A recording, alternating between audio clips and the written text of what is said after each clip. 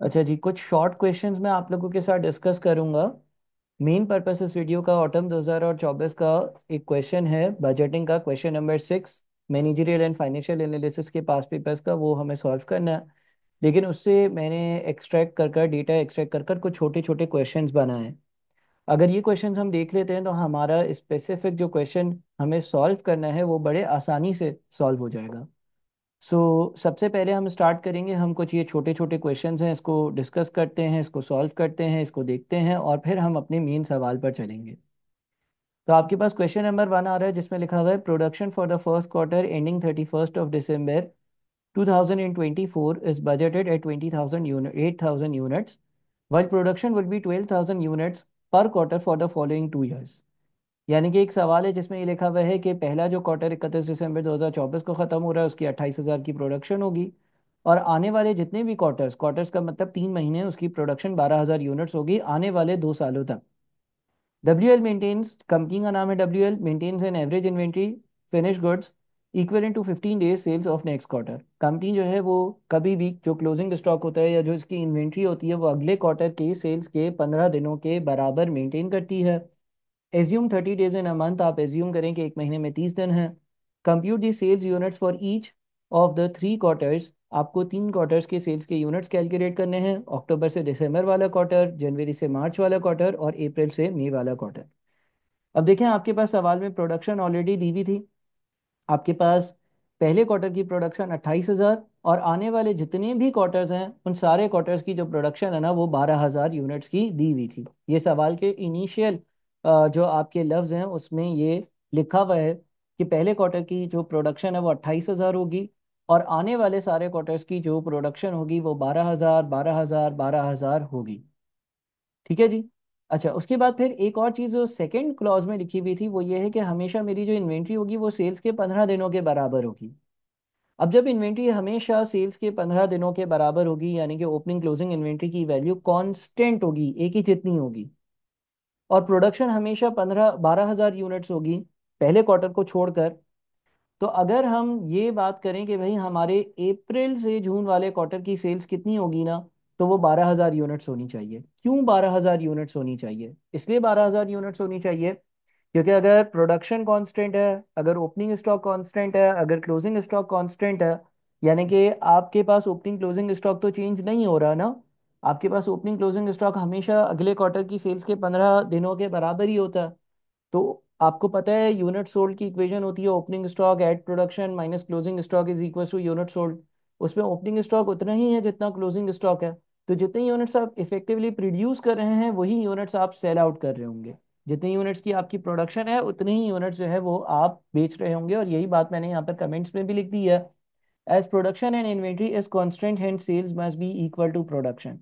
यानी कि अगर आपकी प्रोडक्शन के यूनिट्स 12,000 हैं हमेशा और आपकी ओपनिंग क्लोजिंग स्टॉक की वैल्यू भी हमेशा सेम है, जैसे कि सवाल में लिखा हुआ है सेल्स के 15 दिनों के बराबर है और कांस्टेंट है, तो आपके जो सेल्स के यूनिट्स होंगे वो भी 12,000 ही होंगे, यानी कि जो आप बना रहे होंगे वही आप बेच रहे होंगे। अच्छा, इन्वेंट्री जो है वो 15 दिन के बराबर होती है सेल्स के। तो ये कैसे आ सकती है? ये इस तरह से आ सकती है जनाब कि आपके पास लेट से अगर ये अप्रैल से जून की सेल्स 12,000 यूनिट्स की है, तो इससे पिछला जो क्वार्टर है उसका जो क्लोजिंग स्टॉक होगा वो कैलकुलेट करने के लिए आपने आने वाले क्वार्टर के सेल्स के यूनिट्स को 90 से डिवाइड किया। 90 से इसलिए डिवाइड किया क्योंकि 3 महीनों की बात हो रही है, एक महीने में 30 दिन तो 3 महीनों में 90 दिन। तो आपने जब 12,000 को 90 से डिवाइड किया, एक दिन के सेल्स के यूनिट्स आए, और आपके पास हर वक्त जो इन्वेंट्री होती है वो अगले क्वार्टर के 15 दिनों के सेल्स के यूनिट्स के बराबर होती है, तो आपने 15 से मल्टीप्लाई किया ताकि 15 दिन के सेल्स के यूनिट्स आ जाए। तो 15 दिनों में सेल्स जितनी भी होगी उसके यूनिट्स आ गए हमारे पास और वो हमारा क्लोजिंग स्टॉक होगा। इसी चेन को कंटिन्यू करते वक्त वे सारी ही वर्किंग्स हुई हैं। यानी कि लेट से आपके पास पहले क्वार्टर की प्रोडक्शन है, दूसरे की, तीसरे की, चौथे की, ये प्रोडक्शंस है। आपके पास ये सेल्स मौजूद है, जितनी प्रोडक्शन होगी उतनी सेल्स होगी क्योंकि इन्वेंट्री कांस्टेंट है। आपके पास ये क्लोजिंग इन्वेंट्री अगले क्वार्टर की सेल्स के 15 दिनों के बराबर है, और इसी तरह से ये वाली इन्वेंट्री जो है वो आपके पास जून से जो जनवरी से जो मई का जो क्वार्टर है, जनवरी से मार्च का जो क्वार्टर है उसके सेल्स के 15 दिनों के बराबर है। सो आपकी क्लोजिंग इन्वेंट्री हमेशा 2,000 है। आपकी जो पिछले क्वार्टर की क्लोजिंग होगी, अगले की ओपनिंग होगी, वो हमेशा 2,000 है। आपके पास प्रोडक्शन के यूनिट जो है वो पहले क्वार्टर में 28 हैं, फिर 12 12 12 12 हमेशा है। आपके पास सेल्स के ये 2 यूनिट्स आपने ढूंढ लिए, अगले क्वार्टर के हिसाब से आपने जो है वो वर्किंग कर ली कि भाई अगर बन 12,000 रहे हैं तो बिकेंगी 12,000, क्योंकि क्लोजिंग ओपनिंग इन्वेंट्री तो हमेशा सेम होती है। इन सारी वर्किंग से फिर आप अपने पास यूनिट सोल्ड जो आपके पास क्वार्टर नंबर 1 के है उस पर आ गए। इसलिए क्योंकि क्वार्टर नंबर 1 में आपने बनाए 28,000 यूनिट्स हैं, और क्लोजिंग इन्वेंट्री में अगर 2,000 यूनिट्स होंगे तो 26,000 यूनिट्स आपने बेचे होंगे। सो ये हमारी एक स्पेसिफिक वर्किंग हो जाती है, जिसमें हमने प्रोडक्शन से रेलेवेंट यूँ ओपनिंग इन्वेंट्री जो है फिनिश गुड्स की, क्लोजिंग इन्वेंट्री जो है और यूनिट सोल्ड है उससे रेलेवेंट हमने सारी चीज़ें डिस्कस कर ली। अच्छा, अब अगला सवाल मैंने बनाया है उसमें मैंने यूनिट सोल्ड ऑलरेडी लिख दी हैं, क्योंकि ये हम ऊपर यहाँ पर कंप्यूट कर चुके हैं। और साथ में क्या लिखा हुआ है, मैंने लिखा हुआ है cash sales represents 40% of total sales. जितने भी यूनिट्स बिकते हैं 40% कैश पर बिके हुए होते हैं, एंड अट्रैक्ट अ 12% डिस्काउंट, और इन पे 12% का मुझे डिस्काउंट मिलता है। 60% of credit customers, 60% of credit customers, credit customers का 60% pay within 2 months from the date of sale, वो सेल से 2 महीनों बाद पेमेंट करते हैं।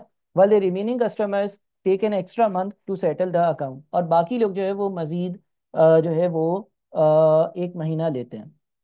करना क्या है, compute units of cash and credit sales. Cash sales के कितने यूनिट्स हैं, क्रेडिट सेल्स के कितने यूनिट्स हैं। Compute the units for which receipts will be generated in each quarter, और आप ये बताओ कितने यूनिट्स का पैसा आएगा। सबसे पहले तो देखिए, सबसे पहली बात ये कि कैश सेल्स जो है ना वो 40% है, यानी कि जितनी भी चीजें बिकती हैं उसका 40% कैश पर बिकती हैं, और बच गई 60% वो क्रेडिट पर बिकती हैं। तो मैंने क्या किया है, मैंने हमेशा टोटल सेल्स का 40% लिया, कैश सेल्स के यूनिट्स आए। टोटल सेल्स का 40% लिया, कैश सेल्स के यूनिट्स आए। टोटल सेल्स का 40% लिया, कैश सेल्स के यूनिट्स आए। टोटल सेल्स का 60% लिया, क्रेडिट सेल्स के यूनिट्स आए। टोटल सेल्स का 60% लिया, क्रेडिट सेल्स के यूनिट्स आए। टोटल सेल्स का 60% लिया, क्रेडिट सेल्स के यूनिट्स आए। हो ये रहा है कि सवाल में ये लिखा हुआ है कि 40% चीज़ें कैश पर बेची जाती हैं, तो ये चीज़ें कैश पर बेची गई, और 60% चीज़ें क्रेडिट पर बेची जाती हैं, तो टोटल सेल्स के 60% यूनिट्स मैंने क्रेडिट पर बेचे हैं। अच्छा, ये सवाल का एक एंगल था कि compute units of cash and credit sales. दूसरा एंगल था compute units for which receipts will be generated in each quarter, यानी कि पैसा किन यूनिट्स की सेल्स का आएगा। अब देखें, कैश सेल्स की डबल एंट्री होती है, कैश डेबिट सेल्स क्रेडिट, आपने यूनिट बेचा पैसा उसी वक्त आ गया। तो जितने भी कैश सेल्स के यूनिट्स हैं, जितने भी कैश सेल्स के यूनिट्स हैं, यानी कि 20,000 यूनिट्स हैं, इनका पैसा तो एज इट इज आया होगा। यानी कि अगर अक्टूबर से दिसंबर के बीच में मैंने 10,400 यूनिट्स कैश पर बेचे हैं, उनका पैसा उसी वक्त आया होगा। अगर मैंने जनवरी से लेकर मार्च के बीच में 4,800 यूनिट्स बेचे हैं, उनका पैसा उसी वक्त आया होगा। अगर मैंने अप्रैल से जून के बीच में 4,800 यूनिट्स बेचे हैं, तो उनका पैसा भी उसी वक्त रिसीव हो गया होगा। तो ये जो 20,000 आ रहा है ना, 20,000 आ रहा है, ये कैश सेल्स के यूनिट्स का पैसा आया होगा अक्टूबर से जून के बीच में, और हर क्वार्टर में जितने यूनिट्स बेचे उसका पैसा आया होगा। क्रेडिट सेल्स के यूनिट्स जो हैं 15,600, 7,200, 7,200, इसमें थोड़ी सी हमें अपनी अकल का इस्तेमाल करना होगा। कैसा इस्तेमाल करना होगा, पढ़ते हैं। यहाँ पे लिखा हुआ है 60% of credit customers, credit customers का 60% pay within 2 months from the date of sale. जिन लोगों को क्रेडिट पर सेल्स करता हूं उन लोगों का 60%, या उनमें से 60% लोग मुझे 2 महीने में पैसे देते हैं। मिसाल के तौर पर अगर किसी को 1 अक्टूबर को सेल्स करता हूं, अगर किसी को 1 अक्टूबर को सेल्स करता हूं, तो 1 नवंबर, 1 दिसंबर, उसके पैसे कब आते हैं, 1 दिसंबर वाले दिन आते हैं।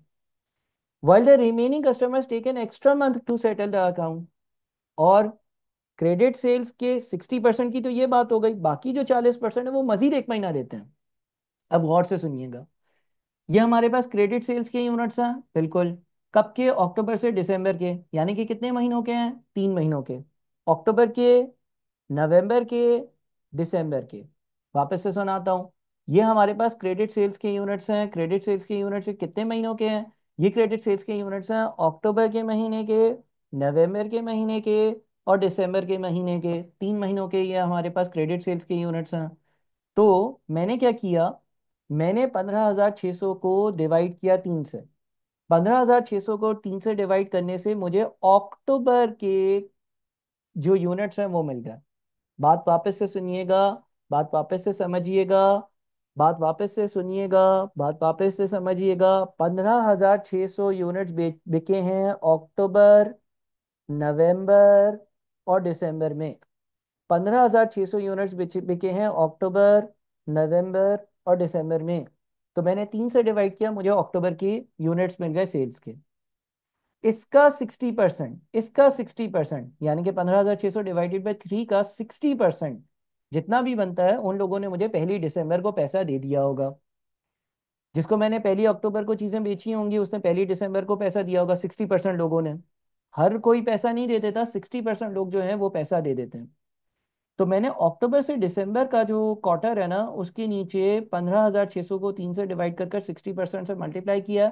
मैंने ये दिखाया है कि अक्टूबर के जो क्रेडिट सेल्स के यूनिट्स हैं वो 15,600 डिवाइडेड बाई 3 है। उसका 60% पैसा अक्टूबर से दिसंबर के ही क्वार्टर में रिसीव भी हो गया।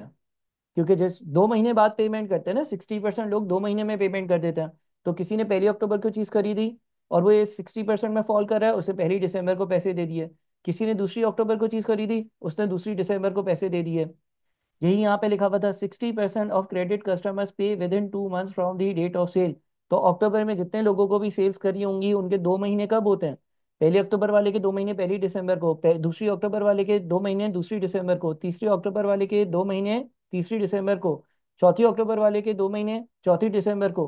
तो जिनको मैंने क्रेडिट पर सेल्स करी अक्टूबर में, दो 60% लोगों ने तो मुझे अक्टूबर से दिसंबर वाले क्वार्टर में ही पैसे दे दिए। अलबत्ता कुछ लोग ऐसे थे, यानी कि 40% लोग ऐसे थे जिन्होंने मजीद 1 महीना मुझसे ज्यादा लिया। तो अगर उन्होंने मजीद मुझसे 1 महीना ज्यादा लिया, तो मैंने अगेन अक्टूबर की सेल्स निकाली और उसका 40% लिया और जनवरी टू मार्च के क्वार्टर के नीचे लिखा। इसकी रीजन ये है कि अक्टूबर की पहली तारीख को जिसको सेल्स करी, उसका अगर वो 3 महीने बाद पैसे दे रहा है, तो उसके 3 महीने कब होते हैं? पहली नवंबर, पहली दिसंबर, पहली जनवरी। और ऐसे 40% लोग हैं, तो अक्टूबर की सेल्स का 40% लोगों का पैसा मुझे जनवरी टू मार्च के क्वार्टर में आया है। अच्छा, फिर सर ये क्या है? अगेन इसी तरह से हमने हिसाब किया है। हमने क्या किया है, नवंबर की बात करी है। नवंबर में जिसको चीजें बेची होंगी, वो कैसे आएंगी? 15,600 के 3 हिस्से कर दो, क्योंकि 15,600 जो है वो अक्टूबर नवंबर दिसंबर 3 महीनों की सेल्स है, उसके 3 हिस्से कर दो। यानी कि 15,600 के जब 3 हिस्से किए, तो नवंबर की सेल्स आ गई। इसका 60% लोग पैसा कब दे रहे हैं? देखिए, जिसको नवंबर में सेल्स करी होगी, इसके 2 महीने कब पूरे होंगे? जनवरी में। ठीक है। और 3 महीने कब पूरे होंगे? फेब में। तो जिसको भी नवंबर में सेल्स करी, यानी कि 15,600 डिवाइडेड बाई 3, उसका 60% पैसा मुझे जनवरी में आ गया। और जिसको भी नवंबर में सेल्स करी, यानी कि 15,600 डिवाइडेड बाई 3, उसका 40% पैसा मुझे फेब में आ गया। मिसाल के तौर पर मैंने पहली नवंबर को 10 चीजें बेची, 10 में से 6 चीजों का पैसा मुझे पहली नवंबर जनवरी को आया, और 10 में से 4 चीजों का पैसा मुझे पहली फरवरी को आया। ठीक है जी। तो मैंने D25/3 से नवंबर की सेल्स निकाली। 60% पैसा जनवरी में आया होगा और 40% पैसा फेब में आया होगा।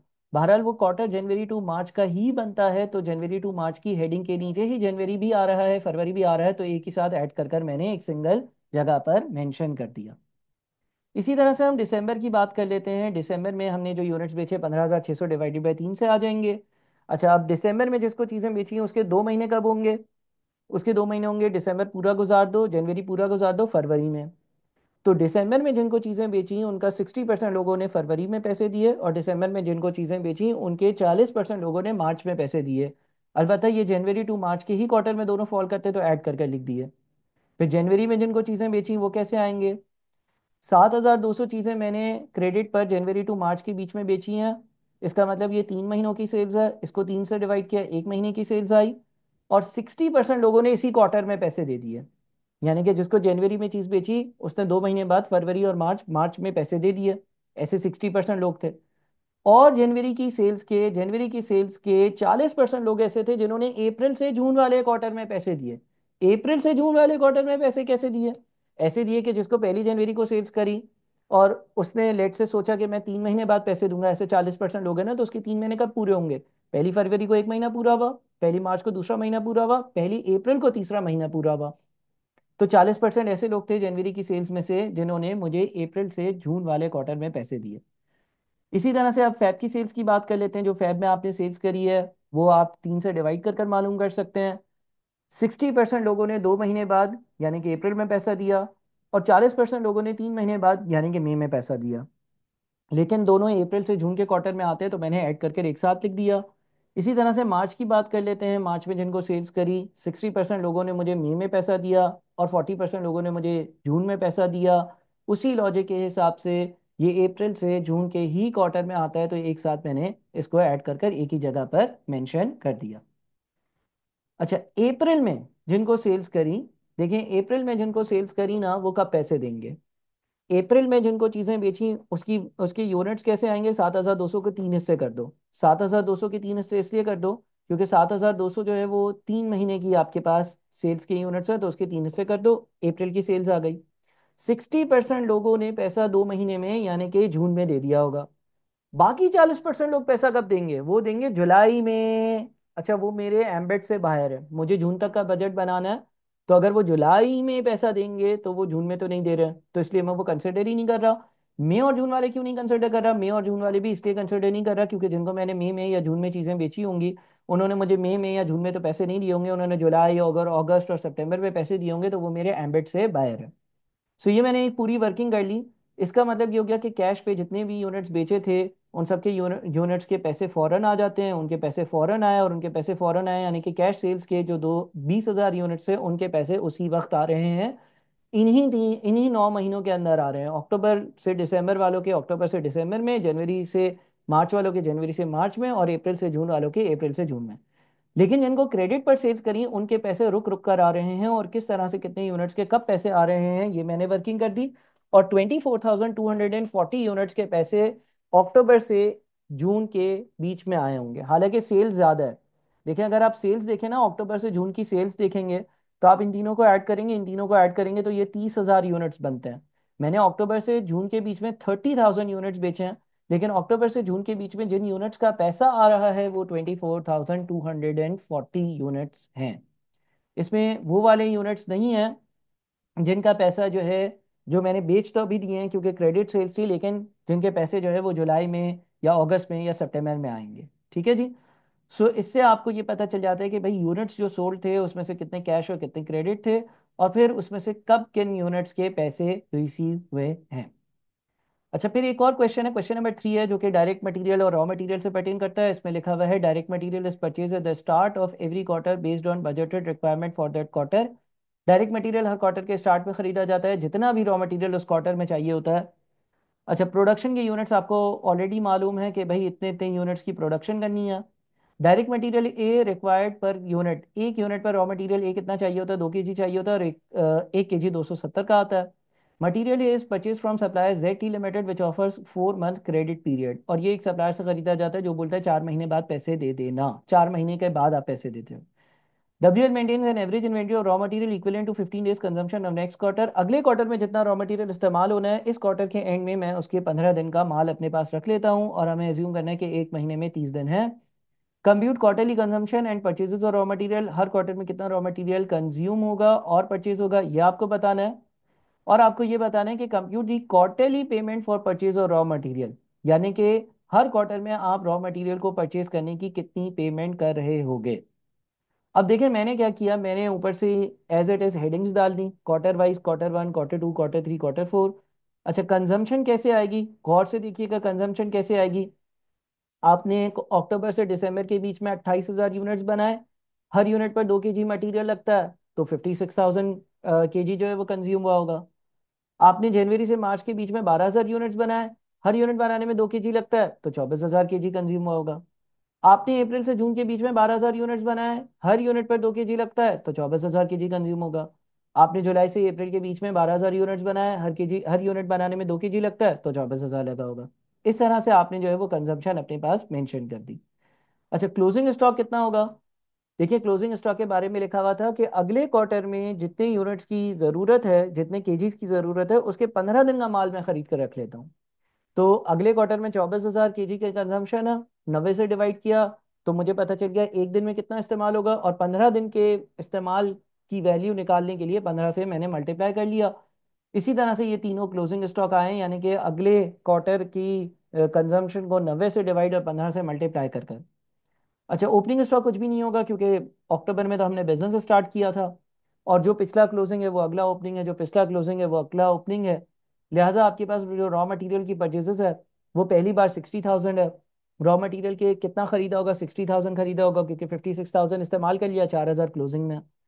और उसके बाद फिर अगेन आपने जो है वो कंजम्पशन और ओपनिंग और क्लोजिंग स्टॉक का सहारा लेते हुए हर वक्त की जो आपने परचेजेस है वो निकाल ली। परचेजेस का फॉर्मूला होता है raw material consumption plus closing stock minus opening stock. तो आपने जो है वो सारी की सारी कंजम्पशन परचेजेस निकालनी कि कितना कितना आपने कब कब खरीदा होगा। अच्छा, 1 केजी 270 का आता है, 270 के रेट से जब मल्टीप्लाई किया तो मुझे पता चल गया कि उसकी वैल्यू कितनी बनती है। और पेमेंट कैसे होती है? पेमेंट के बारे में लिखा था 4 महीनों बाद पेमेंट करते हो। यानी कि अगर आपने अक्टूबर में खरीदा है, अगर आपने अक्टूबर में 16.2 मिलियन का माल खरीदा है, तो अक्टूबर, नवंबर, दिसंबर, जनवरी गुजर गया, 1 फरवरी को पेमेंट हुई, यानी कि जनवरी टू मार्च वाले क्वार्टर में। उसके बाद अगेन आपने 1 जनवरी को अगर 6480 000 का रॉ मटेरियल खरीदा है, तो जनवरी, फरवरी, मार्च और अप्रैल गुजर गया, 1 मई को पेमेंट हुई होगी। यानी कि आप हर 4 महीने बाद पेमेंट करते हो, तो ये पेमेंट बता रहा है कि कौन से क्वार्टर में हुई होगी। ये बता रहा है कि कितने का खरीदा किस क्वार्टर में, ये बता रहा है कि कितने की पेमेंट किस क्वार्टर में हुई। तो इस क्वार्टर की पेमेंट इधर 4 महीने पूरे होंगे, इस पेमेंट इस परचेजेस की जो 4 महीने वो यहाँ पेमेंट के पूरे होंगे। पेमेंट की टर्म्स का मतलब है पैसा कब दिया। परचेजेस का मतलब है परचेजेस डेबिट, पेएबल क्रेडिट कब एंट्री पास करी, और पेमेंट का मतलब ये है कि पेएबल डेबिट और बैंक क्रेडिट कब एंट्री पास करी। तो ये 4 महीने का टाइम दिया था, उस हिसाब से हमने 4 महीने बाद पेमेंट करी है। ठीक है ना? परचेजेस कब होती है? हर क्वार्टर के स्टार्ट में। मैं वापस से बता दूं, ये खरीदा कब होगा? ये खरीदा होगा 1 अक्टूबर वाले दिन। पेमेंट कब करी होगी? 4 महीने बाद। 4 महीने बाद यानी कि अक्टूबर गुजर गया, नवंबर गुजर गया, दिसंबर गुजर गया, जनवरी गुजर गया, तो 1 फरवरी, 1 फैब को पेमेंट हुई है। 1 फैब को पेमेंट हुई है, यानी कि जनवरी टू मार्च के बीच में पेमेंट हुई है, तो उसके नीचे लिखा। और ये जो टोटल पेमेंट मैंने अभी तक करी होगी इन 3 क्वार्टर्स की, वो यहाँ पे लिख दी है। सर ये वाली पेमेंट यहाँ पर भी तो ही होगी, लेकिन जब आप सवाल की रिक्वायरमेंट देखेंगे, जो सवाल हम दिमाग में रखकर ऑटम 2024 का बजटिंग का सवाल रखकर बैठे हुए हैं, उसमें हमें जो बजट बनाना था ना, वो इन 9 मंथ्स का बनाना था। तो इन 9 मंथ्स के दौरान तो ये दो ही पेमेंट्स हुई होंगी। क्वेश्चन नंबर 4 है, जो कि दूसरे रॉ मटेरियल का है, रॉ मटेरियल बी का है। Direct material is purchase at the start of every quarter based on budgeted requirement for that quarter. Production दी हुई है। डायरेक्ट मटेरियल बी 1 यूनिट पर 1.5 केजी लगता है और 150 रुपए का 1 केजी आता है। Material B is purchase from Zia Enterprises on advance payment. Advance में आप पेमेंट कर देते हैं, यानी कि आप पेमेंट पहले करते हैं फिर वो आपको मटेरियल देता है। WL maintains an average inventory of raw material equivalent to 15 days consumption of next quarter. Assume 30 days in a month. Compute the quarterly consumption and purchases of raw material. Compute the quarterly payment for purchase of raw material. अब again consumption कैसे ढूंढेंगे? Simple सी बात है भाई, 28,000 units बनाने हैं, 1.5 kilo 1 unit पे लगता है, तो मल्टीप्लाई कर दें। 12,000 यूनिट बनाने हैं, 1.5 किलो 1 यूनिट पे लगता है, मल्टीप्लाई कर दें। 12,000 यूनिट्स बनाने हैं, 1.5 किलो 1 यूनिट पे लगता है, तो मल्टीप्लाई कर दें। तो ये मल्टीप्लीकेशन से आ गया। क्लोजिंग इन्वेंट्री कैसे आया? अगले क्वार्टर यानी कि 90 दिन में जो आपका इस्तेमाल है, उसको आपने 90 से डिवाइड किया, 1 दिन का इस्तेमाल आया, और 15 से मल्टीप्लाई किया, 15 दिन के इस्तेमाल की इन्वेंट्री आप अपने पास क्लोजिंग स्टॉक में रखते हो। तो इस तरह से आपका क्लोजिंग स्टॉक आ रहा है हमेशा अगले क्वार्टर की कंजम्पशन को 90 से डिवाइड और 15 से मल्टीप्लाई कर कर। ओपनिंग स्टॉक कैसे आएगा? यहाँ पे तो बिजनेस शुरू हुआ था, कोई ओपनिंग स्टॉक नहीं है, और यहाँ पे पिछला क्लोजिंग अगला ओपनिंग, पिछला क्लोजिंग अगला ओपनिंग। तो ये आपके पास आ गई रॉ मटेरियल की कितनी क्वांटिटी आपने परचेज करी है। इसको आपने, इसका रेट जो है 150 रुपये 1 केजी का है, तो उससे मल्टीप्लाई किया तो आपके पास ये रेट आ गया। जब आपके पास वैल्यू आ गई, पेमेंट आपने एज इट इज वहीं पे नीचे ही लिख दी। सर क्यों, ऐसा क्यों किया? पेमेंट आप एडवांस में करते हो, यानी कि 1 अक्टूबर को माल खरीदने गया, उसने बोला लाओ पैसा, तो मैंने 6.75 मिलियन पे भी किया होगा 1 अक्टूबर को, और 6.75 का उसने माल भी दिया होगा। एडवांस में पेमेंट करना है या उसी वक्त पेमेंट करना है, एक ही बात हो गई ना। तो मैंने उसी वक्त पेमेंट करी है, तो जितनी परचेजेस है वही मेरी पेमेंट्स भी हैं हर जगह की। अच्छा, उसके बाद क्वेश्चन नंबर 5, रिसिप्ट्स या कैश बेसिस, यानी कि कितने यूनिट्स की रिसीविंग हुई है, इसकी डिटेल दी हुई है। यानी कि ये जो हमने ऊपर क्वेश्चन किया था ना, उससे लिंक्ड है। आप लोग जो यहाँ पर हमने क्वेश्चन नंबर 2 किया था ना, क्वेश्चन नंबर 2 में हमने ये देखा था कि क्रेडिट और कैश सेल्स कितनी हुई है, ये एक अलग बात। कितने कैश सेल्स के यूनिट्स का किस क्वार्टर में पैसा आया, ये एक अलग बात। तो ये पैसे वाली बात कर रहा है। और यहाँ पर 3120, 13920 और 7200 यूनिट्स का इस क्वार्टर में क्रेडिट सेल्स के यूनिट से पैसा आया, वो वाली बात यहाँ पे लिखी हुई है। सो अब अगर हम यहाँ पर जाते हैं तो हमें ये बताया हुआ है कि भाई कितने कितने यूनिट्स का कब कब पैसा आया। उसने बोला भाई अक्टूबर से लेकर दिसंबर के बीच में, जनवरी से मार्च के बीच में और अप्रैल से जून के बीच में कितने कितने कैश सेल्स के यूनिट्स का पैसा आया कब कब, और कितने कितने क्रेडिट सेल्स के यूनिट्स का कब कब पैसा आया। ये ऊपर वाली एग्जांपल से टैली कर रहा है। अच्छा, जिसको कैश सेल्स करता हूँ उसको 12% का डिस्काउंट देता हूँ और सेलिंग प्राइस 4631 है। तो कैश सेल से कितना पैसा आया होगा ये अगर कंप्यूट करना है तो कैश सेल्स के units multiplied by selling price multiplied by 88%। 88% क्यों? 12% का डिस्काउंट दे रहे हो, 12% कम पे करोगे तो 100 के बजाय 88 पे करोगे तो 88% देना पड़ेगा। क्रेडिट सेल से जो पैसा आया वो कैसे आएगा सर? क्रेडिट सेल से जो पैसा आया वो ऐसे आएगा कि क्रेडिट सेल्स वाले units multiplied by selling price. इसको सेलिंग प्राइस से डायरेक्ट मल्टीप्लाई किया क्योंकि इस पर डिस्काउंट अप्लाई नहीं हो रहा या इनको हम डिस्काउंट नहीं दे रहे हैं। अच्छा, उसके बाद क्वेश्चन नंबर 6। डायरेक्ट मटेरियल एक फिनिश गुड्स पर 2 kg लगता है ए, डायरेक्ट मटेरियल बी 1.5 kg लगता है, नॉर्मल लॉस 5% होता है। नॉर्मल लॉस का 40% सॉलिड वेस्टेज होती है और ये सॉलिड वेस्टेज स्क्रैप पर 800 रुपए में बिक जाती है। आपने 52,000 यूनिट्स की प्रोडक्शन करी है, बताओ कि ये जो नॉर्मल ये जो वेस्टेज है इससे कितना पैसा आया होगा। तो आपने पहले कंप्यूट कर लिया कि एक यूनिट पर कितना रॉ मटेरियल लगा होगा, 2 + 1.5 यानी कि 3.5 किलो लगा होगा। और इन सबको मल्टीप्लाई कर दिया कैसे? 3.5 किलो एक यूनिट पर लगता है, उसका 5% वेस्टेज होता है, तो 3.5 का 5% लिया, वेस्टेज आ गई। उसका 40% वेस्टेज बिकती है, तो 3.5 का 5% जो लिया वो वेस्टेज आई, वेस्टेज का 40% लिया जो वेस्टेज बिकती है, और उसको पर केजी रेट से मल्टीप्लाई कर दिया। तो आपको पता चल गया कि एक यूनिट बनाने पर मुझे कितने रुपए मिलते हैं, या एक यूनिट प्रोड्यूस करता हूं तो उसकी कितनी वेस्टेज जो बिकती है उससे कितना पैसा मिलता है, और उसको नंबर ऑफ यूनिट से मल्टीप्लाई कर दिया। तो आपको ये पता चल गया कि मुझे टोटल वेस्टेज बेचकर क्या रिसिप्ट होगी। जब आप ये 6 सवाल आराम से देख लेंगे स्क्रीन को पॉज कर कर, मेरी बातें सुनकर और इस वीडियो को देखकर, तो आपसे आसानी से ऑटम 2024 का क्वेश्चन नंबर 6 जो बजटिंग का है वो सॉल्व हो जाएगा। मैं अब आप लोगों को वो क्वेश्चन भी दिखा देता हूँ।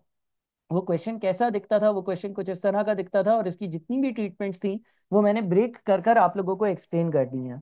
ठीक है, यहाँ पे लिखता है वासी limited WL engaged in the production and sale of a wide range of consumer goods is scheduled to commence commercial production of its new product Sisol on 1st of October। आप देखिएगा शीट पे हम जितनी भी workings कर रहे थे वो 1st अक्टूबर से स्टार्ट कर रहे थे। In this respect, the cash budget for the 9 months ending 30th June 2025 is currently being prepared and the following information has been gathered। आपको 30 जून 2025 वाले दिन तक जो 9 महीने पूरे होते हैं उसका बजट बनाना था। सिसोल्स cost per unit is estimated as under, material A लगता है, मटेरियल बी लगता है, कुछ स्किल्ड और अनस्किल्ड लेबर की बातें भी हैं मगर ये बड़ी आसान है।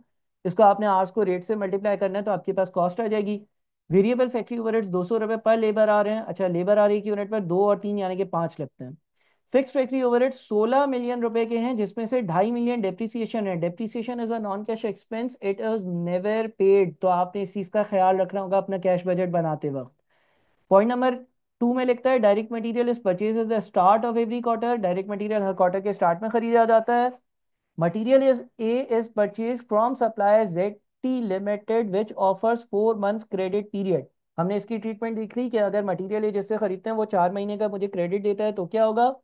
Direct material B is purchase from Zia Enterprises on advance payment. Material B मैं जिया इंटरप्राइजेस कंपनी से खरीदता हूँ और वो मुझसे एडवांस में पेमेंट मांग लेता है, उसी वक्त पेमेंट मांग लेता है। नॉर्मल लॉस 5% होता है, उसका 40% जो है वो बिकने की कंडीशन में या सॉलिड वेस्ट होता है, और सॉलिड वेस्ट 800 रुपये किलो के हिसाब से बिकता है। क्वेश्चन नंबर 6 को देखेंगे तो ये चीज भी आपको समझ में आ जाएगी। इसके बाद लिखा हुआ है WL maintains an average inventory of raw material and finished goods equivalent to 15 days of consumption और सेल्स ऑफ नेक्स्ट क्वार्टर। ये ट्रीटमेंट हमने देखी। उसके बाद लिखा हुआ है कि 20% के मार्कअप पे चीज़ें बेची जाती हैं। आप कॉस्ट कैलकुलेट करेंगे, उसमें 20% ऐड करेंगे, सेलिंग प्राइस आ जाएगी। कैश की सेल्स 40% होती है जिसपे 12% का डिस्काउंट होता है, और क्रेडिट की सेल्स 60% होती है, और जो होती है उसमें से 60% लोग 2 महीने में पेमेंट करते हैं और बाकी लोग 1 महीना मजीद लेते हैं। ये वही सारी बातें जो हमने अभी सवालात में एक्सेल की शीट में स्प्रेडशीट में तोड़ तोड़ कर बताई हैं। Production for the first quarter ending 31st of December is budgeted at 28,000, while production will be 12,000 per quarter for the following 2 years। और आगे जितने भी क्वार्टर्स आएंगे 12,000 यूनिट्स की प्रोडक्शन होगी। WL has acquired a building on rent for this project at an annual cost of 5 million। Company ने एक building दी है और जिसका किराया 5 मिलियन पूरे साल का है, payable in equal monthly installment at the start of each month, और किराया हर महीने के स्टार्ट में पे होता है, यानी कि 5 मिलियन को 12 से डिवाइड करेंगे तो एक महीने का किराया आएगा। All labor and variable overheads are paid at the end of the month, while fixed overheads are paid in the first week of the next month. जितने भी लेबर के और वेरिएबल खर्चे हैं वो उसी महीने के आखिर में पे हो जाते हैं, और फिक्स ओवरहेड्स एक महीने बाद अगले महीने की शुरू के पहले हफ्ते में पे होते हैं। All transactions occur evenly throughout the period unless otherwise stated. Assume 30 days in a month. आप 30 दिन एक महीने में एज्यूम करेंगे और आपने कैश बजट बनाना था। अच्छा, जरा कैश बजट दिखाता हूँ। अगर मैं कैश बजट दिखाता हूँ ना, तो इसमें जो वर्किंग नंबर 1 है जो कि सेल्स के यूनिट्स की है, ये हम बड़े डिटेल में अपने ब्रेकआउट हुए हुए क्वेश्चंस पे कर चुके हैं। आप इसको देखेंगे तो आप सारी चीजें समझ जाएंगे। वीडियो को पॉज पर कर आपने देखना जरूर है। उसके बाद रॉ मटेरियल की परचेज की जो क्वांटिटी की वर्किंग आ रही है, और रॉ मटेरियल की कितनी किस महीने में परचेज हुई है, किस क्वार्टर में परचेज हुई है, क्वार्टर 1, 2, 3 और 4 में, ये वर्किंग भी हम कर चुके हैं। मटेरियल ए की भी कर चुके हैं और मटेरियल बी की भी कर चुके हैं। आप वर्किंग देखेंगे तो आसानी से समझ में आ जाएगी। अच्छा सर, सेलिंग प्राइस की क्या वर्किंग है? देखिए, आपके पास सवाल के शुरू में एक डेटा दिया हुआ था जिससे आप कॉस्ट कैलकुलेट कर सकते थे। मटेरियल ये 2 kg लगता है, 1 kg 270 का आता है। मटेरियल भी 1.5 kg लगता है, 1 kg 150 का आता है। स्किल लेबर 2 घंटे काम करते हैं, 1 घंटे के 500 देता हूँ। अनस्किल लेबर 3 घंटे काम करते हैं, 1 घंटे के 300 रुपये देता हूँ। वेरिएबल फैक्ट्री ओवरहेड्स 5 घंटे, 2 और 3 5 होते हैं, 5 घंटे एक यूनिट बनाने में लगता है, और 1 घंटे के 200 रुपये देता हूँ तो 1000 रुपये बन गए।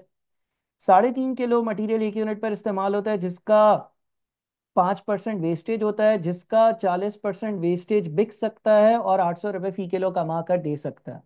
तो इसका मतलब ये हो गया कि ये एक रिकवरी है। प्रोसेस कॉस्टिंग के चैप्टर में आपने पढ़ा होगा कॉस्ट अकाउंटिंग में, कि ये हमारे पास नॉर्मल लॉस के यूनिट्स की स्क्रैप वैल्यू है। तो इसका मतलब ये होगा कि ये एक यूनिट की, एक फिनिश गुड्स के यूनिट्स की जो कॉस्ट आ रही है वो है। अच्छा, इसमें सिर्फ और सिर्फ अभी वेरिएबल कॉस्ट शामिल है। सवाल के हिसाब से फिक्स्ड कॉस्ट आपको 16 मिलियन की दी हुई थी, इसमें डिप्रिसिएशन शामिल है। जब आप यूनिट की कॉस्ट निकालते हैं तो डिप्रिसिएशन को इंक्लूड करते हैं, एक्सक्लूड नहीं करते हैं, क्योंकि डिप्रिसिएशन भी आपका एक्सपेंस है। और आप पूरे साल में 64,000, पूरे जो टाइम पीरियड है उसमें 64,000 यूनिट्स बनाने हैं। कैसे सर? देखें, अगर आप प्रोडक्शन की बात करते हैं ना, प्रोडक्शन के यूनिट्स 28,000 प्लस 12,000, इनको आप अगर ऐड कर दें, 28 और 12 कितने हो जाते हैं? 40। 40 और 12 कितने हो जाते हैं? 40 और 12 हो जाते हैं 52। 52 और 12 कितने हो जाते हैं? 64। सर, उस क्वार्टर के यूनिट्स क्यों इंक्लूड करें जो क्वार्टर जिसका हमें बजट नहीं बनाना, हमें कैश बजट नहीं बनाना, लेकिन जो फिक्स कॉस्ट की अमाउंट आपको दी हुई थी, जो 16 मिलियन की अमाउंट दी हुई थी, वो पर एनम यानी कि साल की दी हुई थी, यानी कि अक्टूबर टू अक्टूबर दी हुई थी। तो इसका मतलब ये हो गया कि 16 मिलियन का खर्चा पूरे साल का, जिसमें 64,000 यूनिट्स बनते हैं। एक यूनिट का खर्चा 250 रुपये आया। ये एक यूनिट बनाने की आपको टोटल प्रोडक्शन की कॉस्ट लग रही है 3859। सवाल में लिखा हुआ था यूनिट्स आप 20% के मार्कअप पे बेचेंगे। अगर आप मार्कअप पे बेचेंगे 20% के, तो 3859 की कॉस्ट है, उसको 20% से बढ़ा दें, ये आपकी सेलिंग प्राइस आ गई। ये सेलिंग प्राइस भी मैंने अपनी एक्सेल की फाइल में यूज करी हुई है। सो ये 3 वर्किंग्स हो गई, इसको डिटेल में मैंने पूरी वीडियो में अभी तक डिस्कस किया।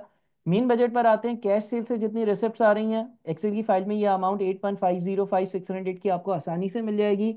हमने सेल्स के यूनिट्स ढूंढे हैं, कैश सेल्स के जितने यूनिट्स हैं उसको सेलिंग प्राइस से मल्टीप्लाई और उसको 88% से मल्टीप्लाई किया, क्योंकि 12% का डिस्काउंट है।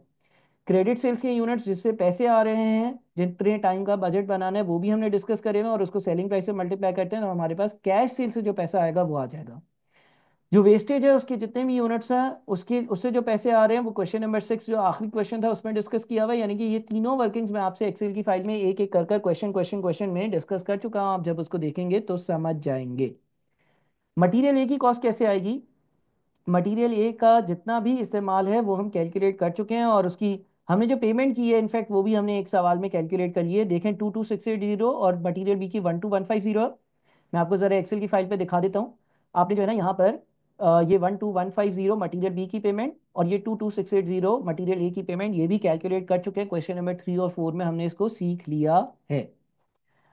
अच्छा, लेबर की पेमेंट एज इट इज उसी वक्त हो रही है। जितने यूनिट्स बनाए ना, हर यूनिट पर 1000 रुपए। एक यूनिट बनाने में 2 घंटे लेबर के लगते हैं स्किल्ड के, 1 घंटे के 500 रुपए की पेमेंट है, तो 1000 रुपए की पेमेंट हुई एक यूनिट की। जितने यूनिट्स प्रोड्यूस करे उसके उसी में मैं पैसे दे रहा हूँ। तो जितने यूनिट्स हैं उसको 1000 से मल्टीप्लाई करने हैं। अनस्किल्ड के जितने भी यूनिट्स हैं, जितनी भी प्रोडक्शन है इन 9 महीनों की, उसको 900 से मल्टीप्लाई करते हैं। 900 क्यों? एक यूनिट पर 3 घंटे अनस्किल्ड लेबर के लगते हैं और 1 घंटे के 300 रुपए देता हूँ, तो 900 बने। वेरिएबल ओवरहेड्स की भी जितने भी घंटे हैं उसकी 1000 से पेमेंट, क्योंकि 2 और 3 5 घंटे बने, 1 घंटे की 200 रुपए की पेमेंट, 1000 रुपए की पेमेंट्स बनी, और जितने भी यूनिट्स उससे मल्टीप्लाई कर दिया। अच्छा, फिक्स ओवरहेड्स की पेमेंट के लिए क्या किया, पहले डेप्रिसिएशन को हटा दिया। Depreciation is a non cash expense, it is not paid. तो 16 में से कोई 2.5 मिलियन हटाए, जो अमाउंट बन बन गया वो साल का कैश फिक्स्ड एक्सपेंस बन गया। उसको 12 से किया डिवाइड, एक महीने का आ गया। और सर 8 से क्यों मल्टीप्लाई किया, गौर से सुनिएगा। अक्टूबर का खर्चा नवंबर में पे, नवंबर का खर्चा दिसंबर में पे, दिसंबर का खर्चा जनवरी में पे। तो इसका मतलब ये हो गया, अगर अक्टूबर में आपने कोई पेमेंट ही नहीं करी, आप 9 महीने का बजट बना रहे हैं, अक्टूबर के खर्चे नवंबर में पे हो रहे हैं, नवंबर के खर्चे दिसंबर में पे हो रहे हैं, दिसंबर के खर्चे जनवरी में पे हो रहे हैं, जनवरी के मार्च में, मार्च के अप्रैल में, अप्रैल के मई में, मई के जून में, और जून के खर्चे जुलाई में पे हो रहे हैं। तो इफेक्टिवली आप इन 9 महीनों में 8 महीनों की पेमेंट कर रहे हैं। सर ऐसा कहाँ लिखा था कि अगले महीने पेमेंट होती है, दिखा देते हैं आपको। अगर आप यहाँ पर देखेंगे तो लिखा हुआ है fix factory overheads are paid in the first week of the next month, October के नवंबर में, नवंबर के दिसंबर में, दिसंबर के जनवरी में। तो अगर आप देखेंगे तो आपके टाइम हॉरिजॉन में 9 महीनों का कैश बजट बना रहे हो, लेकिन पहले महीने की पेमेंट एक महीने बाद हुई है, तो 8 महीनों की पेमेंट्स हुई होंगी। रेंट की अमाउंट 5 मिलियन थी, पूरे साल की 12 से डिवाइड किया, एक महीने की आ गई, और 9 महीनों की पेमेंट हमने उसी वक्त एडवांस पे करी है, तो वो एज इट इज आ गया। अगर आप इस पूरी वीडियो को तरीके से ढंग से देखेंगे, जो शुरू में क्वेश्चंस 1 2 3 4 5 6 सॉल्व हुए हैं उसको गो थ्रू करेंगे और फिर इस आंसर को देखेंगे, तो आपको सारी वर्किंग्स और सारी वैल्यूज आसानी से समझ में आ जाएंगी। और ये सवाल आप आराम से कर सकते हैं, सारी वर्किंग्स मैंने डिस्कस करनी है। उम्मीद है कि आपको बातें समझ में आई होंगी और आपने कम से कम टाइम में ये क्वेश्चन समझ लिया होगा। इसकी रिकॉर्डिंग जरूर देखिएगा, और जो एक्सेल फाइल है वो मैं आपको प्रोवाइड करूंगा, वो भी जरूर देख लीजिएगा। आपको सारी चीजें इंशाल्लाह क्लियर हो जाएंगी। Thank you so much, Allah Hafiz.